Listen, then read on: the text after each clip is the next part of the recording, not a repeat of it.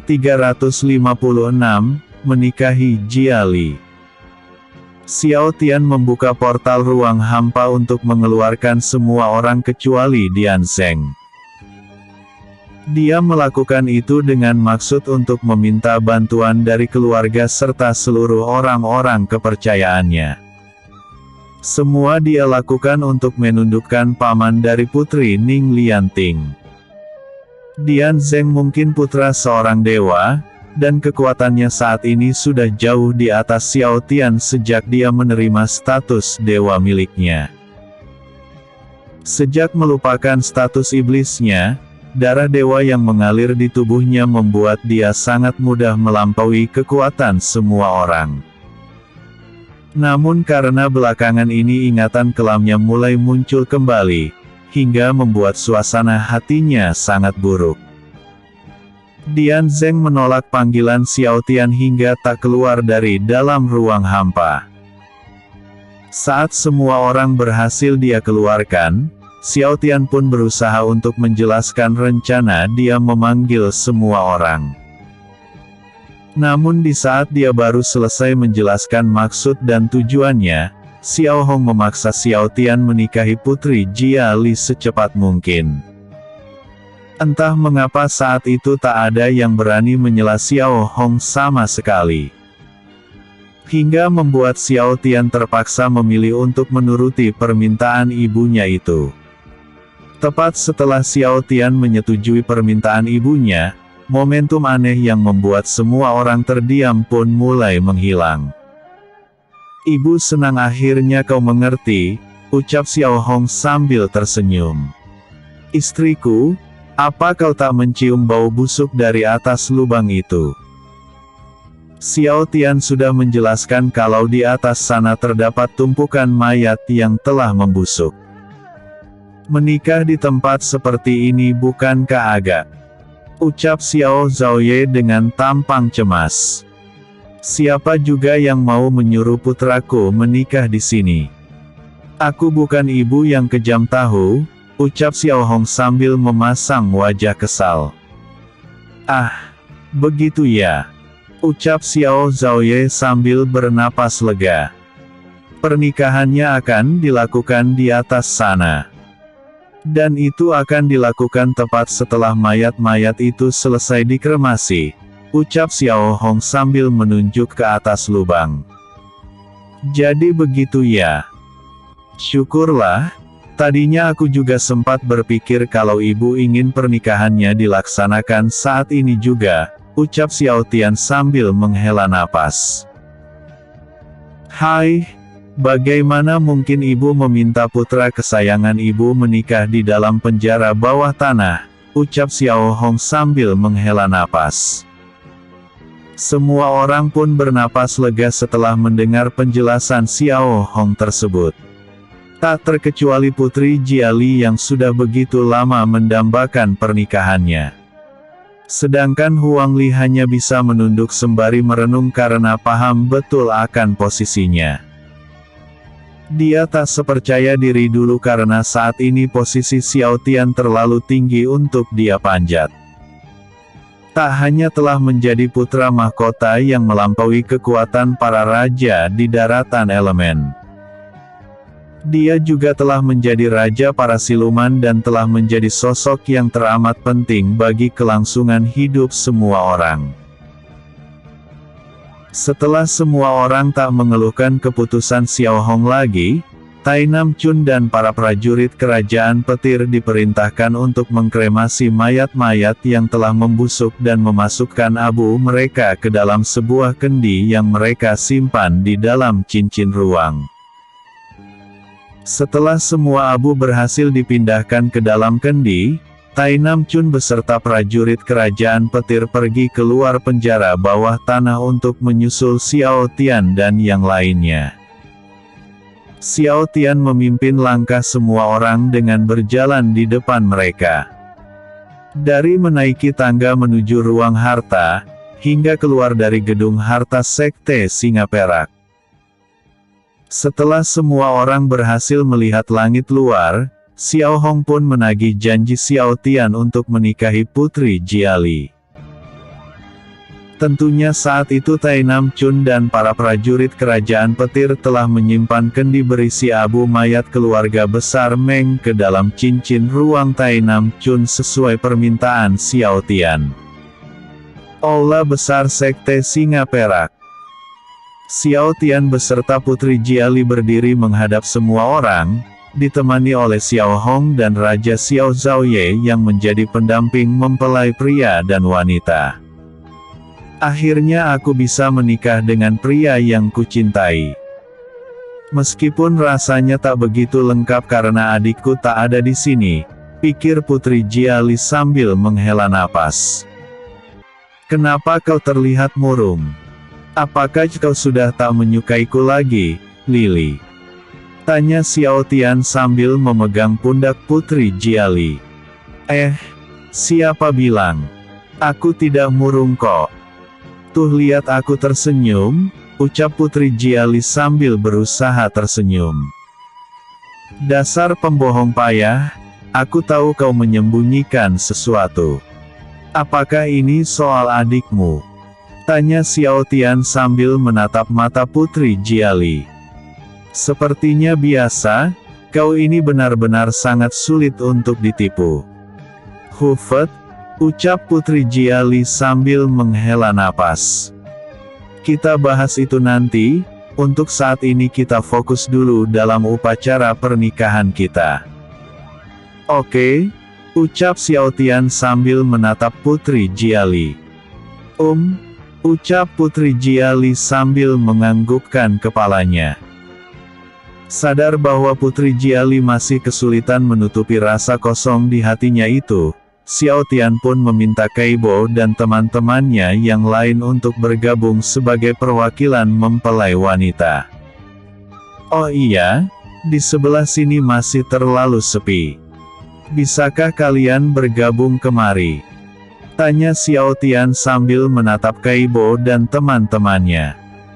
Tentu saja kami bersedia, ucap semua temannya sambil tersenyum menatap Xiao Tian.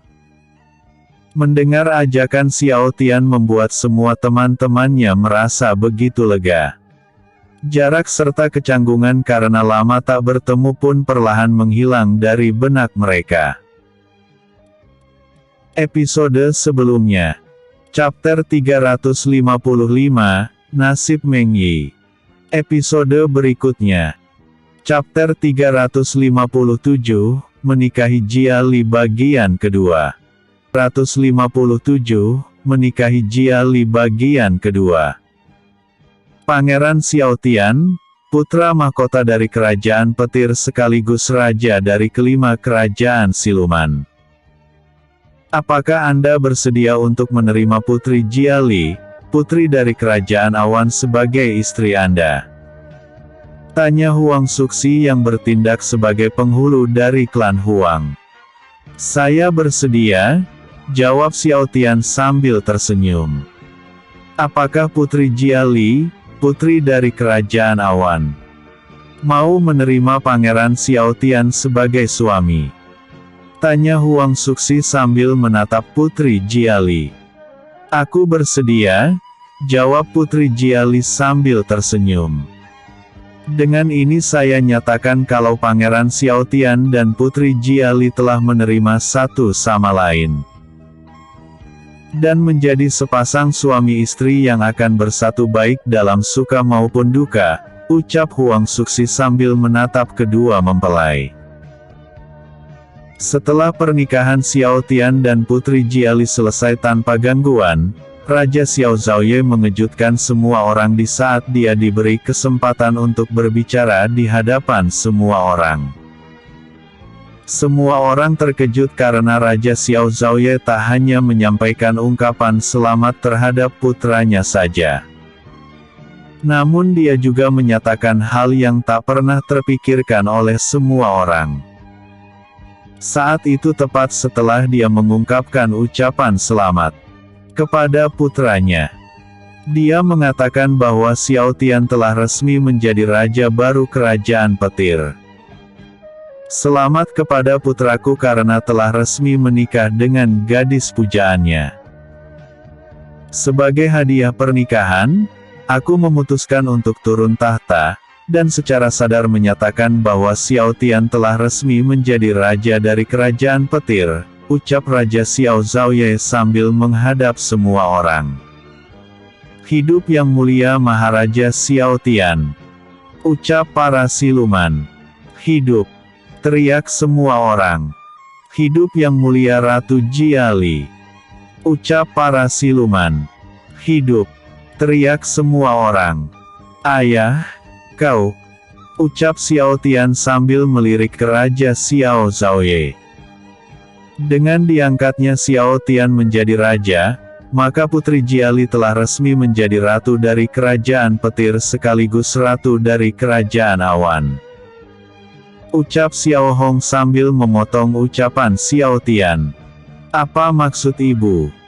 Kerajaan awan kan telah lama runtuh karena rajanya telah aku habisi. Dan bukankah kita mengabaikan kerajaan itu begitu saja karena disibukkan oleh hal lain? Tanya Xiao Tian sambil mengerutkan dahi. Apa maksudmu? Tanya Xiao Hong sambil menatap Xiao Tian. Kerajaan awan telah lama diabaikan, dan kerajaan itu memiliki putri lain yang merupakan adik kandung dari Putri Jiali. Jika perkiraanku benar, seharusnya dia telah menjadi ratu di kerajaan itu karena sudah tak ada pewaris lain selain dia, ucap Xiao Tian sambil menatap ibunya. Ingatkan engkau tentang penyerangan sekte iblis. Dan di sana ada pasukan kerajaan awan yang datang untuk membantu kalian. Meskipun mereka tak kuat dan mudah diratakan, prajurit-prajurit itu datang atas perintah ibumu ini.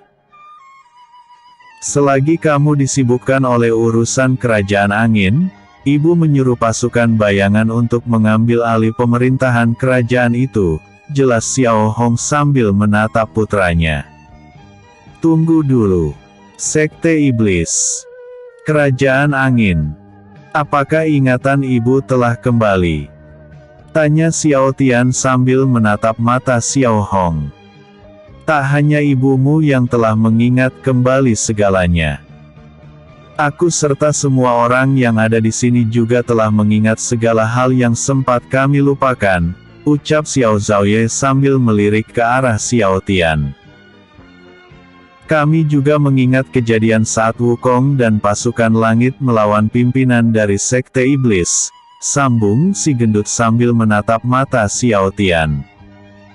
Kalian, ucap Xiao Tian sambil menatap teman-temannya. Selain itu, identitas ibumu sebagai topeng bencana pun telah kami ingat kembali. Sebab itu sejak tadi tak ada yang berani menyelanya, ucap Huan Ran sambil menatap mata Xiao Tian. Oh iya, aku jadi kangen naga biru, ucap Jingmi sambil meneteskan air mata. Bicara soal naga biru, apakah kalian melihat di mana naga hitam berada? Tanya Xiao Tian sambil menatap semua orang. Ah, dia ditawan oleh Dian Zheng. Dia tak mau ikut keluar, tapi tak mau sepenuhnya menyendiri, ucap Su Yan sambil menghela napas. Begitu ya, ucap Xiao Tian sambil menatap Su Yan. Bicara soal ingatan, apakah ingatan Dian Zheng juga telah kembali? Tanya Xiao Tian sambil menatap Su Yan. Aku rasa belum, soalnya dia masih bersikap seperti biasa, jelas Su Yan sambil menatap Xiao Tian. Apakah karena Dewa Petir dan Wukong memberi segel ingatan yang lebih kuat kepada Dian Zheng? Tapi, kenapa aku merasa ada yang salah ya? Pikir Xiao Tian sambil mengerutkan dahinya. Episode sebelumnya. Chapter 356, Menikahi Jiali. Episode berikutnya. Chapter 358, Maksud dan Tujuan Xiao Tian. Chapter 358, Maksud dan Tujuan Xiao Tian. Ruang hampa. Gur, Naga hitam berusaha melepaskan diri dari cengkraman Dian Zeng yang terus mencegahnya menjauh. Kudengar ingatan naga sangatlah kuat hingga tak bisa dimanipulasi oleh para dewa. Apakah kau mengingat semua hal yang dilupakan oleh semua orang? Tanya Dian Zeng sambil memegang kepala naga hitam yang tak bisa menjauh karena rantai hitam yang mengikat keempat kakinya. Rantai tersebut terbuat dari ki iblis yang selama ini telah Dian Zeng lupakan sebelumnya. Gur, ucap naga hitam. Sayang sekali aku tak bisa bahasa naga. Kalau begitu, menetaplah untuk sementara dan biarkan aku mempelajari bahasa naga dengan menyerap sebagian kecil aura naga milikmu, ucap Dian Zeng sambil memegang kepala naga hitam. Ingatanku masih belum lengkap. Ingatan terakhirku adalah ketika aku dikurung di tempat pengasingan tanpa makan dan minum oleh Kaisar Langit. Semua terjadi hanya karena ki iblis yang entah muncul dari mana. Statusku sebagai putra seorang dewa pun sering dipertanyakan. Rasa benci terhadap ayahku sendiri yang selalu menghantuiku belakangan ini. Semuanya benar-benar menggangguku. Jika aku berhasil mempelajari bahasamu, tolong beritahu aku kebenarannya. Naga hitam, ucap Dian Zeng dengan tatapan dinginnya. Gur, ucap naga hitam sambil mencoba melepaskan diri. Gedung utama Sekte Singa Perak. Aula pertemuan. Sun Long, siluman harimau, keluarga besar klan Huang, Taiwu dan ketiga jenderal utama, Su Yan, Huan Ran, Liang Su, Huang Li, Medusa dan para roh iblis yang telah mendapatkan tubuh baru mereka berkumpul menghadap Xiao Tian. Sedangkan Kaibo, Jingmi, Putri Jia Li, Xiao Zhaoye, dan Xiao Hong duduk di samping kanan dan kiri Xiao Tian sambil menatap ke depan. Seperti yang kukatakan sebelumnya, besok akan datang sesosok orang yang cukup merepotkan. Aku memerlukan kerjasama kalian untuk menyelesaikan orang tersebut. Adik dari Raja Kerajaan Ning yang menguasai daratan Xian Yun ini. Dewa Petir, sedang disibukkan oleh urusannya sendiri. Para siluman rusa dan beberapa siluman rubah merah sedang menyamar di Sekte Harimau Emas dan Sekte Naga Bersayap. Sedangkan Tianzong serta beberapa siluman rubah melanjutkan penyamaran mereka menjadi Jenderal Chen Li dan pasukan bayangan. Semua hal itu harus dilakukan agar tak menarik kecurigaan Kerajaan Ning, ucap Xiao Tian sambil menatap semua orang. Seberapa kuat sebenarnya Kerajaan Ning ini? Tanya Taiwu sambil memberi hormat. Kemungkinan besar mereka jauh lebih kuat dibandingkan Sekte Pembasmi Iblis, jawab Xiao Tian sambil menatap mata Taiwu.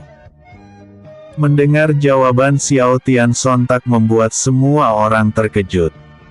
Dalam sorot mata mereka terlihat jelas betapa takutnya mereka saat itu. Xiao Zhaoye pun menepuk pundak Xiao Tian di saat mendengar jawaban putranya tersebut.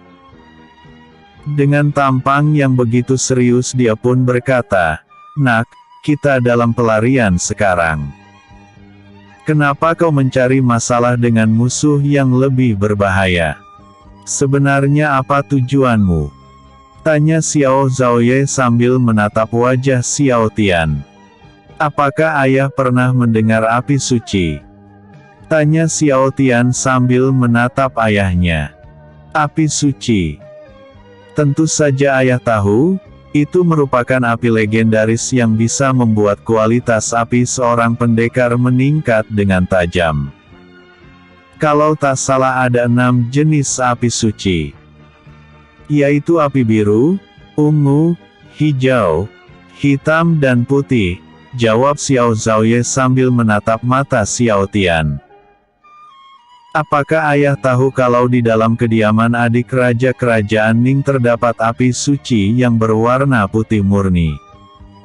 Api terkuat yang bisa melahap api yang lain.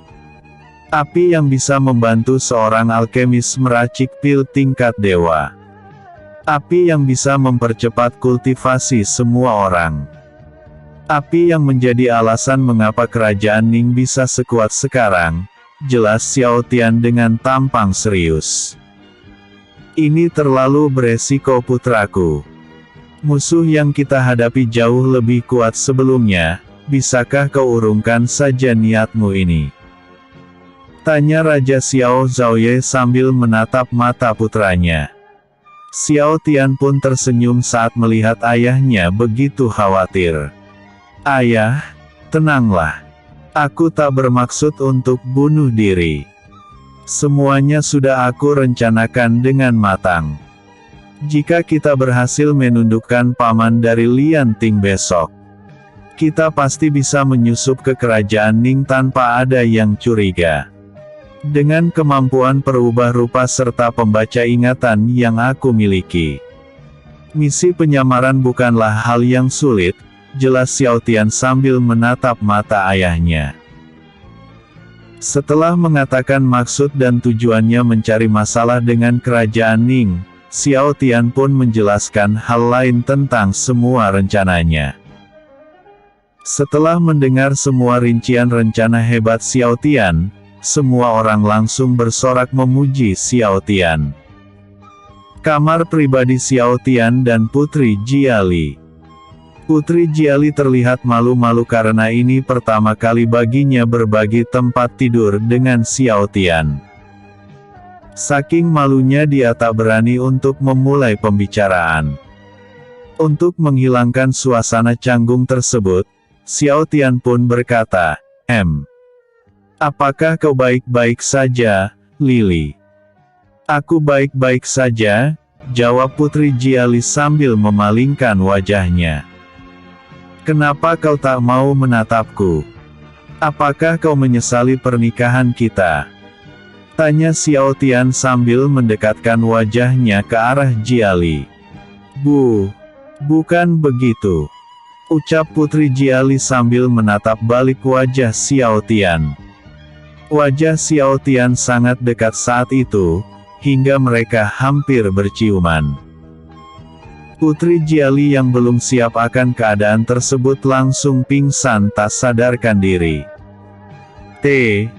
Terlalu dekat, pikir Jiali dengan wajah yang terlihat memerah. Melihat Putri Jiali yang pingsan saat menatap wajahnya, Xiao Tian pun langsung khawatir. Lili, apa kau baik-baik saja? Ucap Xiao Tian sambil mengecek napas di hidungnya. Syukurlah, ternyata hanya pingsan. Apakah dia terlalu lelah karena berlatih keras di ruang hampa? Semoga saja begitu, pikir Xiao Tian sambil menatap wajah Jiali. Persediaan pil penyambung nyawa milik Xian Yun tinggal 20 pil lagi, setiap pil mewakili 1 hari masa hidup. Hidup di ruang hampa membuat pil penyambung nyawa habis jauh lebih cepat karena adanya perbedaan waktu. Hingga aku bisa meracik pil itu sendiri, aku tak boleh membiarkan Lili masuk ke ruang hampa lagi, pikir Xiao Tian sambil menatap wajah istrinya. Aku mengerti. Jadi tujuan utama kau mengambil api suci adalah untuk mendapatkan kemampuan meracik pil penyambung nyawa ya? Tanya sisi lain Xiao Tian yang tiba-tiba muncul di dalam kamar. Dia terlihat penuh luka karena habis berurusan dengan kelompok penjual budak. Apakah tugasmu sudah selesai? Tanya Xiao Tian sambil menatap sisi lainnya yang memakai penutup wajah bagaikan seorang ninja. Tentu saja, semua selesai. Keluarga Meng dan para budak malang berhasil kuselamatkan. Saat ini mereka kutitipkan pada Sekte Harimau Emas yang telah dikuasai oleh para siluman rusa, jelas sisi lain Xiao Tian dengan napas terengah-engah. Kau jauh lebih kuat daripada diriku, siapa yang berhasil melukaimu hingga seperti ini? Tanya Xiao Tian sambil menatap sisi lainnya. Salah satu dari 7 pondasi kerajaan, Ning Zetao, jelas sisi lain Xiao Tian dengan tubuh yang mulai memudar. Sepertinya tubuh tiruanku sudah tak bisa bertahan lagi. Kembalilah ke tubuhku sebelum kau lenyap bersama tubuh itu, ucap Xiao Tian sambil menatap sisi lainnya. Cih, aku mengerti, ucap sisi lain Xiao Tian sebelum melesat keluar dari tubuh tiruan yang sedang dia rasuki. Setelah sisi lainnya merasuk kembali ke dalam tubuh, Xiao Tian tersenyum tenang sambil berkata, syukurlah kau kembali hidup-hidup, kupikir kau akan musnah di tangan mereka. Cih, jangan terlalu meremehkanku. Meski aku sangat suka bertarung, aku tak akan mencari masalah dengan musuh yang jauh lebih kuat dariku. Aku tahu kapan harus kabur, dan kapan harus bertarung, ucap sisi lain Xiao Tian melalui telepati. Tempat perbudakan kerajaan Ning. Hua! Teriak Ning Zetao sambil merusak properti tempat perbudakan. Dia terlihat begitu marah karena gagal mencegah sisi lain Xiao Tian membawa kabur para budak. Siapapun kau, aku pasti akan menangkapmu. Pencuri kecil! Teriak Ning Zetao sambil menghentakkan kampaknya. Episode sebelumnya. Chapter 357, Menikahi Jia Li bagian kedua. Episode berikutnya. Chapter 359, Meng Yi tertangkap. Chapter 359, Meng Yi tertangkap. Wilayah perbudakan kerajaan Ning. Ning Zetao mengamuk tanpa henti karena gagal menangkap sisi lain Xiao Tian. Semua itu terjadi karena dia terlalu meremehkan sisi lain Xiao Tian.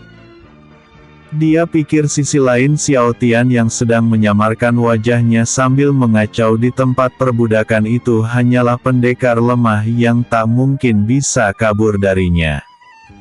Sialan! Teriak Ning Zetao sambil menghancurkan seluruh properti tempat perbudakan. Wah wah wah, sepertinya ada yang sedang mengamuk ya. Tanya Ning Lianhou yang baru saja datang mengunjungi tempat perbudakan dengan beberapa prajurit emasnya. Apa yang kau lakukan di sini, Ning Lianhou? Tanya Ning Zetao sambil memanggul kapak emas besarnya. Untuk apa lagi kalau bukan melihat keadaan tempat perbudakan, ucap Ning Lianhou sambil tersenyum. Cih, Ning Zetao memasang tampang kesal. Kupikir anggota pondasi kerajaan Ning adalah orang-orang yang sempurna. Ternyata kalian bisa melakukan kesalahan juga ya. Ucap Ning Lianting sambil meledek Ning Zetao. Aku hanya salah perkiraan. Andai saja aku tahu lebih awal kalau penyusup itu memiliki teknik teleportasi yang legendaris, keadaannya tak akan jadi seperti ini, sambung Ning Zetao dengan tampang kesal. Cih, berhenti beralasan. Intinya kau gagal menahan para budak, karena terlalu meremehkan seorang penyusup, sambung Ning Zetao dengan nada menghina. Tak terima karena terus diledek, Ning Zetao langsung mengangkat dan mengarahkan kampaknya ke arah Ning Lianhou. Namun serangannya tersebut ditahan oleh sebuah perisai emas berlapis api hitam yang melayang dari sebelah kanan Ning Zetao. Tap tap tap. Tahan emosimu teman, ucap Ning Jize sambil berjalan mendekat. Kenapa kau membantu seseorang dari keluarga cabang, Ning Jize? Tanya Ning Zetao sambil memasang tampang kesal. Aku tak membantunya, tapi sedang membantumu teman, ucap Ning Jize sambil berjalan mendekat. Maksudmu? Tanya Ning Zetao sambil memasang tampang kesal. Apa kau lupa dengan perintah Kaisar? Tanya Ning Jize melalui telepati. Cih, iya aku mengerti, ucap Ning Zetao dengan tampang kesal. Kau beruntung karena ada Jize di sini. Jika tidak aku pasti sudah menghabisimu, dasar keturunan keluarga cabang, ucap Ning Zetao sambil berjalan melewati Ning Lianho. Cih, gumam Ning Lianho sambil melirik ke arah Ning Zetao yang berjalan melewatinya. Maaf atas perilakunya, dia memang agak emosian. Jangan diambil hati ya, Tuan Lianho, ucap Ning Jize sambil tersenyum tipis. Ketika Ning Lianho belum sempat merespon ucapan Ning Jize, sebuah suara teriakan terdengar dari tempat yang tak jauh dari tempat perbudakan. Suara teriakan tersebut berasal dari Meng Yi yang baru saja sampai ke tempat perbudakan. Meng Yi tertangkap oleh Ning Zetao yang kebetulan berpapasan dengannya. Kalau dilihat dari pakaianmu, mungkinkah kau berasal dari keluarga Meng? Tanya Ning Zetao sambil tersenyum. Dia mengeluarkan tekanan ki tingkat tinggi yang sanggup membuat Meng Yi tak sanggup bergerak akibat tekanan yang begitu mendominasi. Kenapa aku harus bertemu langsung dengan salah satu dari 7 pondasi kerajaan? Syukurlah para pelayanku tak ikut kemari karena aku berhasil mengelabui mereka dengan makanan bertabur obat tidur, pikir Meng Yi sambil memasang tampang syok. Sekte Harimau Emas.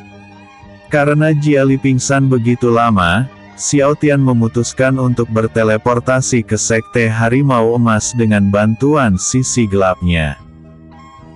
Xiao Tian membiarkan sisi gelap merasuki tubuhnya karena dia belum menandai wilayah Sekte Harimau Emas sebelumnya. Kita sudah sampai, sisanya kuserahkan padamu, ucap sisi gelap Xiao Tian yang langsung mengembalikan kesadaran Xiao Tian karena tak bisa merasuki tubuh lebih lama lagi. Semua karena dia masih merasakan dampak serangan Ning Zetao. Saat baru sampai di Sekte Harimau Emas, para siluman yang menyamar menyambut kedatangan Xiao Tian sambil memberi hormat. Tentunya ibu dari Meng Yi dan beberapa budak yang telah diselamatkan juga ikut menyambut kedatangannya. Di saat semua orang menyambutnya, Xiao Tian melontarkan sebuah pertanyaan yang tak bisa dijawab oleh semua orang. Dan pertanyaan itu mengenai tentang di mana Meng Yi saat ini. Di saat semua orang terdiam, sisi gelap Xiao Tian menjelaskan kepada Xiao Tian bahwa sejak awal dia memang tak bertemu Meng Yi. Dia langsung menghancurkan tempat perbudakan dan membawa kabur semua budak-budak di sana tanpa sepengetahuan Meng Yi. Dia juga menerangkan bahwa dia sempat merasakan sedikit hawa keberadaan Meng Yi di saat sedang terburu-buru untuk kabur. Kenapa kau baru menjelaskan sekarang? Pantas saja aku merasa kalau ada yang tak beres, ucap Xiao Tian melalui telepati. Datang ke sana sekarang sama saja dengan mencari mati, aku tak mengatakannya lebih awal karena tak ingin kau pergi ke sana, ucap sisi gelap Xiao Tian melalui telepati. Serahkan saja rencana penyelamatan Meng Yi pada Tianzong dan para siluman rubah merah yang sedang menyamar, ucap sisi gelap Xiao Tian melalui telepati. Apakah kau sudah menghubungi Tianzong tentang masalah ini? Tanya Xiao Tian melalui telepati sambil mengerutkan dahi. Tentu saja sudah, jawab sisi lain Xiao Tian melalui telepati. Syukurlah kalau begitu, gumam Xiao Tian sambil menghela napas. Episode sebelumnya. Chapter 358, Maksud dan Tujuan Xiao Tian. Episode berikutnya. Chapter 360, Meng Yi tertangkap bagian 2. Meng Yi tertangkap bagian 2. Kediaman Ning Lianhou. Penjara bawah tanah. Meng Yi diikat tali emas di dalam penjara. Kedua tangannya terikat secara terpisah, begitu pula kakinya. Posisinya saat itu berdiri dalam keadaan terikat di tengah-tengah sel tahanannya. Tap tap tap. Ning Zetao berjalan mengelilingi tubuh Meng Yi. Dia terus menanyakan tentang identitas pria berpakaian mirip ninja yang telah membawa kabur semua budak. Namun karena tak tahu apa-apa, dia pun hanya menjawab tidak tahu. Karena tak puas dengan jawabannya, Ning Zetao terus mencambuknya dan terus menanyakan hal yang sama sampai Meng Yi tak sadarkan diri. Sepertinya dia benar-benar tak tahu apa-apa, ucap Ning Lianhou yang sedang berdiri di luar sel penjara. Aku tahu sejak awal, dia menjawab, sambung Ning Zetao sambil memasang tampang kesal. Kalau begitu, kenapa kau terus mencambuknya dan terus memberikan pertanyaan yang sama berulang kali? Tanya Ning Lianhou sambil mengerutkan dahinya. Karena aku ingin melampiaskan kekesalanku, jawab Ning Zetao sambil berjalan keluar sel. Kunci pintunya dan pastikan kalau dia tak akan lolos, ucap Ning Zetao sambil berjalan melewati Ning Lianhou. Sepertinya Ning Zetao sudah sedikit lebih tenang setelah melampiaskan amarahnya. Kalau begitu, sisanya kuserahkan padamu ya, ucap Ning Jize sambil tersenyum tipis. Sejak tadi dia berdiri tepat di samping kanan Ning Lianhou dan beranjak pergi setelah Ning Zetao pergi lebih dulu. Ketika dia sudah ditinggalkan seorang diri, Ning Lianhou menatap Meng Yi sambil berkata, sayang sekali, padahal dia terlihat begitu muda dan cukup menarik. Kalau dijual sebagai budak harusnya bisa menghasilkan begitu banyak uang, menyiksanya tanpa alasan yang jelas hanya akan menurunkan nilai jualnya. Hufet. Kediaman Ning Lianhou. Tianzong dan beberapa siluman rubah merah yang menyamar sedang mencari letak rahasia api suci secara diam-diam. Dengan alasan sedang patroli untuk mencegah penyusup berkeliaran, Tianzong dan para siluman rubah merah berlari ke sana kemari dengan bebas tanpa pengawasan. Untunglah dia membuat keributan di tempat perbudakan. Aku jadi punya alasan untuk berkeliling tanpa pengawasan, pikir Tianzong sambil tersenyum. Tianzong sempat bertemu dengan sisi gelap Xiao Tian ketika sedang berpatroli di luar kediaman sebagai Jenderal Chen Li. Meski wajahnya tertutup oleh kain dan auranya sedikit berbeda, Tianzong tetap berpikir bahwa orang yang dia temui adalah Xiao Tian. Karena suara dan bentuk tubuhnya benar-benar mirip dengan Xiao Tian. Aku tak tahu kenapa tekanan yang dia keluarkan benar-benar terasa begitu berbeda, tapi aku sangat yakin kalau itu adalah dirinya, pikir Tianzong sambil berjalan mencari lokasi rahasia tempat penyimpanan api suci. Ketika Tianzong sedang sibuk mencari kesana kemari, salah satu siluman rubah datang menghampirinya lalu berkata, Ning Lianhou telah kembali dari tempat perbudakan. Dia datang bersama dua pondasi kerajaan Ning, sambil membawa seorang gadis yang mirip dengan ciri-ciri Meng Yi. Begitu ya. Terima kasih atas informasinya, untuk sementara kita biarkan Meng Yi terlebih dulu. Selagi mereka disibukkan oleh Meng Yi kita lanjutkan pencarian lokasi rahasia api suci, sambung Tianzong sambil memasang tampang serius. Baiklah, ucap salah satu siluman rubah yang menyamar menjadi pasukan bayangan. Sekte Harimau Emas. Sisi gelap Xiao Tian menjelaskan tentang bagaimana dia kehilangan jejak Meng Yi dan yang lainnya hingga memutuskan untuk langsung mengacaukan tempat perbudakan mendahului Meng Yi dan teman-temannya. Dia menjelaskan bahwa di saat dia baru keluar dari Sekte Singa Perak, Meng Yi dan rombongannya sudah menghilang entah kemana. Jejak dan hawa keberadaan mereka benar-benar menghilang begitu saja. Karena tahu bahwa Meng Yi pasti akan pergi ke tempat perbudakan cepat atau lambat, sisi gelap Xiao Tian berinisiatif untuk mencari Tian Zong terlebih dulu untuk meminta bantuannya agar mengurus Meng Yi jika dia tertangkap nanti. "Apakah Anda baik-baik saja, Tuan?" tanya para budak sambil menatap heran Xiao Tian yang terlihat diam sejak tadi. "Tak apa. Aku hanya larut dalam pikiranku sendiri," ucap Xiao Tian sambil tersenyum. Episode sebelumnya. Chaoter 359, Meng Yi tertangkap. Episode berikutnya. Chaoter 361, mengunjungi naga hitam.